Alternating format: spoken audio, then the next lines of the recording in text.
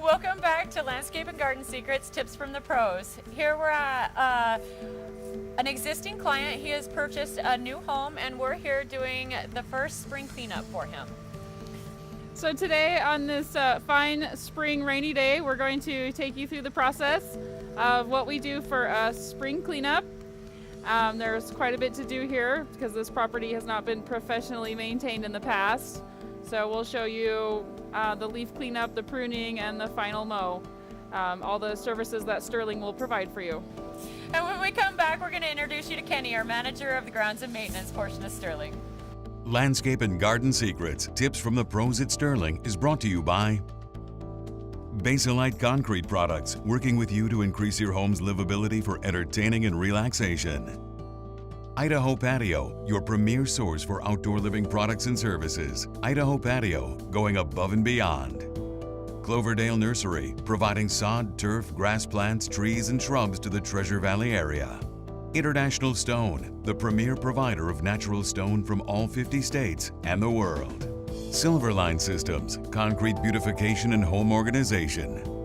And by Sterling Landscape Design, Construction and Maintenance. Whether you want a full backyard makeover or a personal gardener to keep your flower beds, there is no project too large or too small. It's no wonder that our customers and design partners are singing our praises.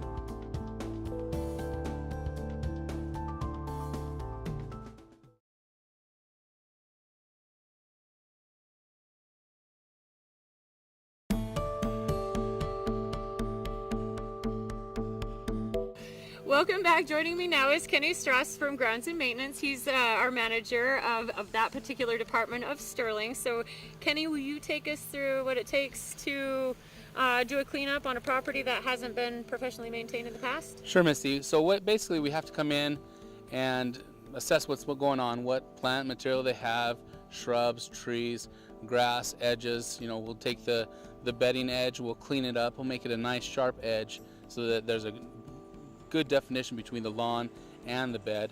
And then we'll go through and get all the pine needles out, the leaves out that were left from the fall previous year, you know. Okay, and this property in particular didn't receive a fall cleanup, is that right? That is correct. This is an existing client who bought a new home and last year did not receive a fall cleanup, and it has very large pine trees, junipers, and it's a mess. And it has actually dead material that we're going to be removing. It's a fire hazard. Okay. So we're going to be cutting out some arborvitae and taking care of a lot of things there. So I mean, but this property needs a lot. We'll rake up the grass, make everything clean, and we're going to do an initial mowing because the grass is long in some areas and not in other areas. And once we get it all cleaned up, we're going to put down a pre-emergent in the bed that acts as a barricade to keep any weeds from coming up. So right after we get it clean, we get that product down, that chemical down that helps the weeds, especially in a place like this where there's lots of perennials, lots of plant material. You can't get in there and hand weed everything. Right. So this barricade helps out with that. And that is important to apply the pre-emergent after a cleanup because of why? Well, it's important to apply after the cleanup because what this barricade, this chemical does is it acts as a barricade, as a front to control. And once that barricade is broken up, those weeds, seedlings can pop up through. So as long as it's clean, we get that product down and nobody goes hula hoeing or hoeing through it or trying to shoveling, it's going to act as a barricade and it's going to keep those weeds out. So that's why it has to be done right after that cleanup to get it done right. So when I was out there, I noticed the guys were not only doing some pruning and trimming, but there was ivy growing in some of the trees out front. Yes, there's an existing bed of ivy, well, almost all around the house, and the ivy is encroaching in the grass, and so we actually created a new edge in that grass, cut the ivy back just about a foot, and then we had some growing up in the trees, and what happens is that ivy will actually choke out that tree eventually. Right. So if you have ivy growing up in a tree, it's always best to take it out, and that's what we did here. So. Okay, perfect. So one of the things that we always run into, I'm sure you guys run into it all the time as well, are the overgrown roses which haven't been maintained in the professional manner. You show up to the site and they've got years of dead wood and disease in them. Yeah. How do you handle that? Well, this property in particular, we had a lot of different types of roses. We had tea roses as well as carper roses, and they had a lot of dead material inside of them. So we actually went in and removed all of the dead material and shaped them and cut them back quite a bit, quite heavily actually, so that they could have a lot of new growth and have better flowers and more beautiful flowers, bigger flowers. So it was a good time to do that, but they were really in bad shape. So We also noticed spirea out there. I saw that your guys were using what I like to call the extendo shears. Yes, we do a lot of hedge trimming, a lot of hedges, a lot of bigger hedges, and so our equipment's pretty powerful. And we had some spirea that were overgrown, and of course the springtime's a good time to cut them back and really tighten them up, and they'll have new growth come in and new leaves and look a lot better. So this is the time we did that. But yeah, we used a different equipment than you usually use on the homeowners end, because we do a lot of bigger projects, so Yeah. we have some pretty powerful stuff. Yeah, either one works. The extendo shears are awesome. They're adjustable at the top, so you can get a super high hedge. You don't break your back getting down, low. Yeah, we can adjust our angles and get a better angle and get around shrubs a little easier sometimes.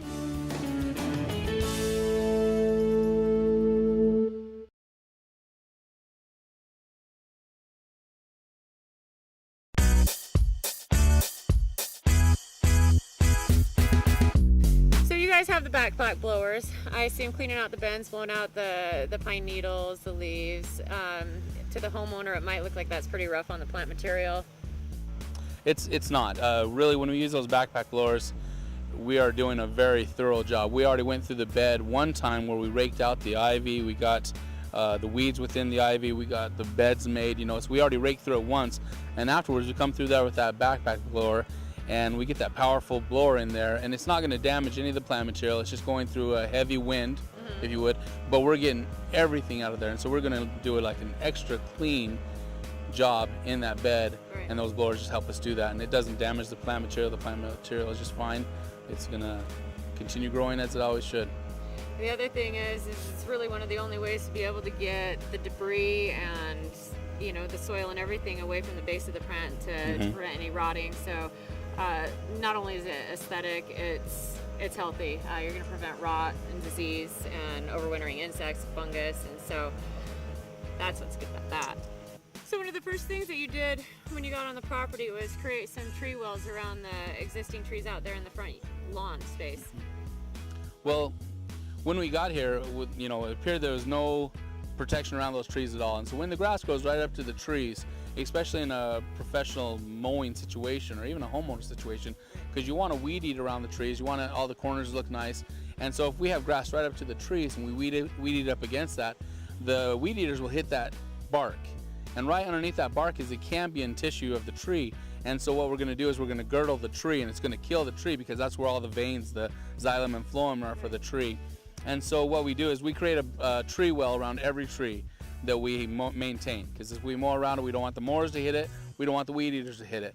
And so these particular tree wells, they actually had that what is it called? It's a plastic mat, right? The plastic mat is it's a board. It's a plastic mat that goes around it. It's used for protecting that, not letting grass grow up through.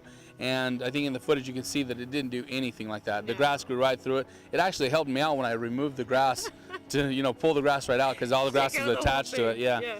But it's always best to do that, and I think you'll see that it looks better. I mean, it's nice to look, and you have a nice tree well that's been maintained with a weed eater every week, and it just protects the tree, so it's really good to have. Yeah, back to those little rubber mats that look like mulch. They're not helpful. They're not the most beneficial. Do a little maintenance, keep the air and the water going, weed it, establish and keep the edges there.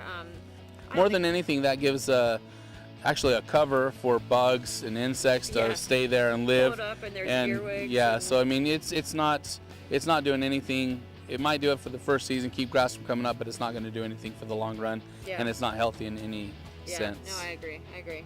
So this particular property has a lot of arborvitae privacy hedges, and we've found them in shaggy condition. Some are unhealthy. Tell us how you're going to alleviate the problem there. What we have is we have a lot of arborvitae that is providing a fence, basically a privacy lane for the house. And a lot of the branches are falling down in the arborvitae. What we're going to do with those branches, we're going to prune those out back into the inside of the arborvitae and fix that problem. But they're pretty healthy in that area. So we're just going to talk a little bit about these arborvitae that they're shearing in the background. There's a difference between if you have an older property and shrubs that have been there for years and years and years. They're a little different from the ones that you can buy these days at any retail nursery. Yeah, we're thinking these have been here for a while. typically what you see in this application is something called an emerald green arborvitae, and they get about 3 feet wide, they get about 12 feet tall, and you don't have to do a lot of maintenance with them. You don't have to do a lot of shearing for them to maintain that very columnar and naturally formal shape. These, if you were to go to the back side, you can see that they're open and sprawling, and so as the landscape has matured, you can see that they've kind of started encroaching, if you could see that back side. So we're just going in, giving them a little bit more of a maintained formal look, keeping the lines really clean, and giving a little haircut. But we do have some arborvitae behind a garage that are completely dead. Oh, And so we're going to actually be removing those. It's kind of a fire hazard, like I mentioned before. And so we're going to remove those and create a bed back there that's going to be just low maintenance. It's not seen by the owner, it's not seen by the neighbor, it's just behind the garage. So they're Not needed for privacy. They're not back needed for there, privacy, so- they're not needed okay. for anything. So I think the garage was put in there after the fact, and Right. so the privacy is no longer needed. Okay. And so we're going to remove them. It's going to be better, and it's going to be safer. I mean, like I said, it's a fire hazard. So we're going to take you through a couple of homeowners' mistakes, typically that is. And one of them is, hey Dan, this tree here. You can see that they've taken the pruner's loppers, the chainsaw to all this, and cut it about halfway in.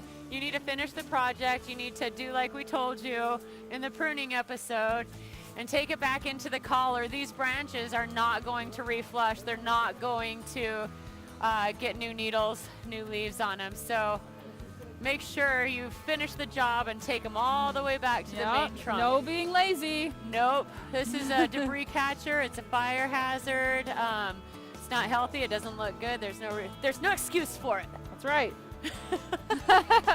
So while they're getting ready to rip this stuff out, another common mistake, this is an elm tree, and these seedlings will just grow all over the place. You need to rip them out at the soil, don't just clip them, because eventually they'll grow into this full-size tree, and then you'll have a much bigger set of problems on your hands.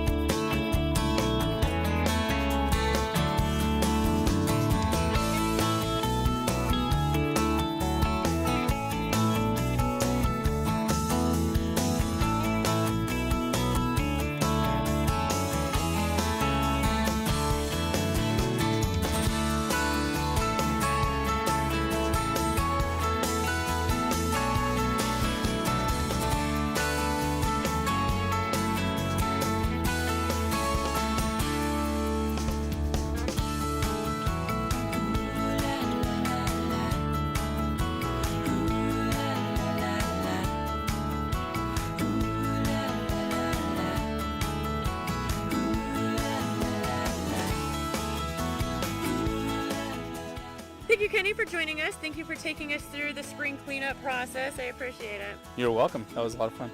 Thanks. We're going to be back right after this.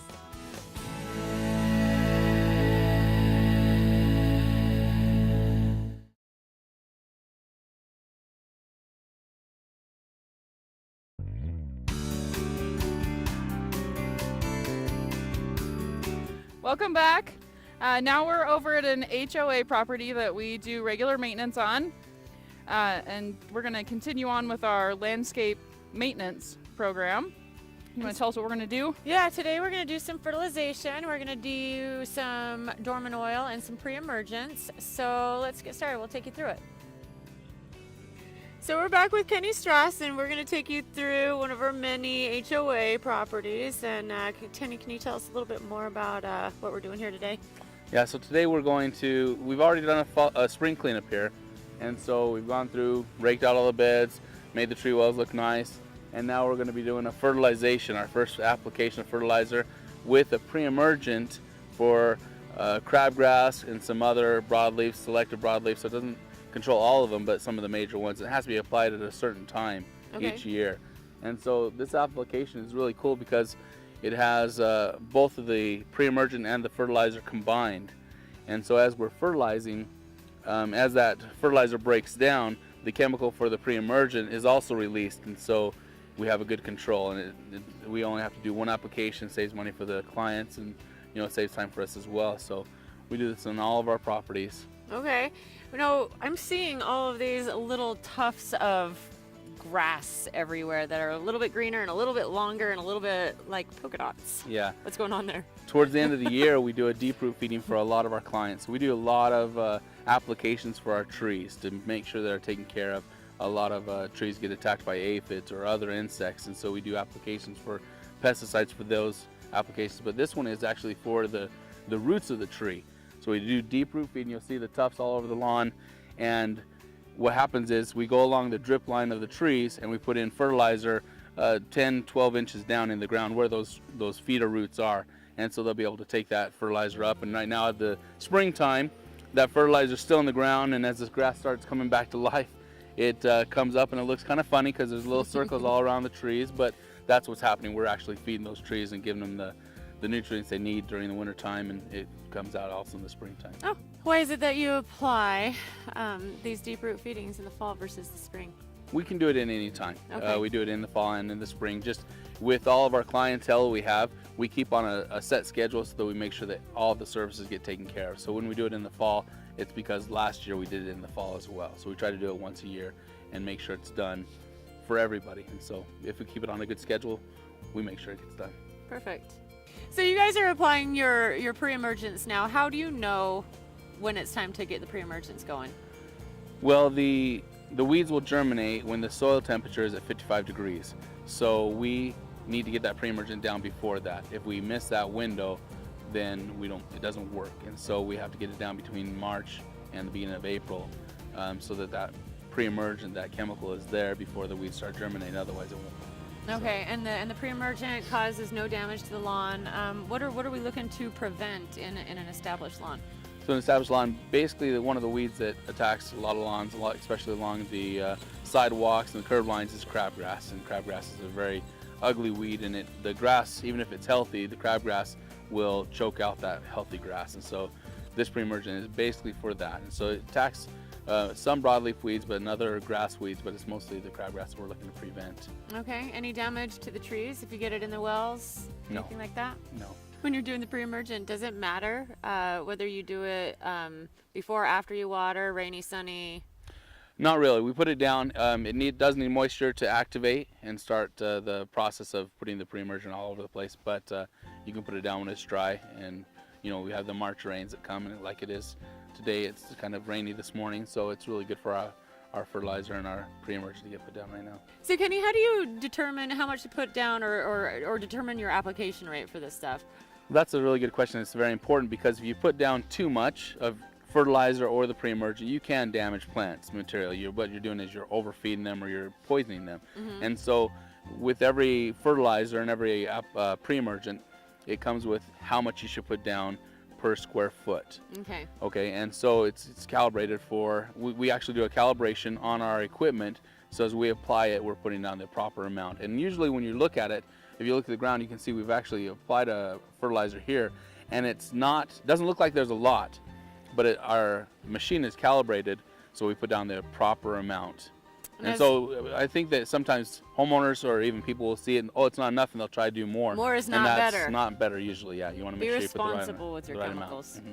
So can you tell me more about Dorminar? Are we still in the window for it? And what are we doing? What are we preventing? Okay, dormant oils are very important for overwintering pests. Okay. So there's eggs, and there are some adults that overwinter. And so this dormant oil will have an oil that will smother the eggs, but it has a pesticide in it as well for the adults. And so we can dormant oil any tree that hasn't leafed out yet or bloomed. So these trees behind us have blooms on them. We're not going to be doing them, but we are going to do the pine trees. Okay. And so the window's still open for that right now, and that's what the reason is. These pests with these trees, they'll crawl out of the ground wherever they are, and they'll go up in the tree, and they'll get touched with the dormant oil and the pesticide, and they will die.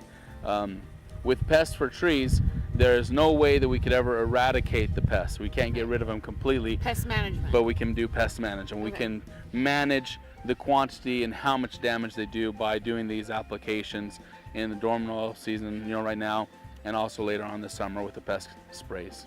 Thank you, Kenny, for joining us, and thank you for answering all my questions. You're welcome. Thank you for having me. All right, we're gonna go to a break.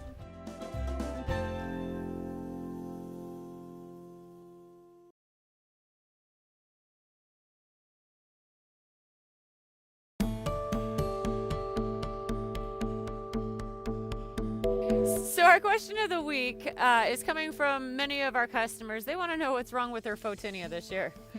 So the Photinia have taken a hit for 2 years in a row now with the freezing rain that we get during the winter. Some of them might be dead. You will just wait and see how many viable buds pop out. Give them till the end of May. Don't cut them out yet or lose hope. There's still a chance. From the top of the shrub down, that's where you're going to see the most dieback, is at the tips. So take a look, give them, like Eva said, to the end of May and wait for them to bud out. And if they don't, it'll be time to remove them, replace them with something else. It's the second year, like she said, so maybe we're getting into some weather that's really not great for the Photinia. They're marginally hardy, so. Thank you for tuning in to our maintenance episode. I hope you found it useful. If you have any questions or need some professional advice, give us a call at Sterling Landscape. And thanks to Kenny Strauss for answering all of our questions with your infinite knowledge. We will see you next week. Landscape and Garden Secrets, tips from the pros at Sterling is brought to you by Basilite Concrete Products, working with you to increase your home's livability for entertaining and relaxation. Idaho Patio, your premier source for outdoor living products and services. Idaho Patio, going above and beyond. Cloverdale Nursery, providing sod, turf, grass plants, trees, and shrubs to the Treasure Valley area. International Stone, the premier provider of natural stone from all 50 states and the world. Silverline Systems, concrete beautification and home organization. And by Sterling Landscape Design, Construction, and Maintenance. Whether you want a full backyard makeover or a personal gardener to keep your flower beds, there is no project too large or too small. It's no wonder that our customers and design partners are singing our praises. I'm the general manager, I'm the man in charge, I'm the guy that knows what's going on, and one of them is, hey Dan! The window to apply it, what is it used for, and tell me more. Well, dormant oil is something that we do just to basically pass time and make money. It doesn't do anything.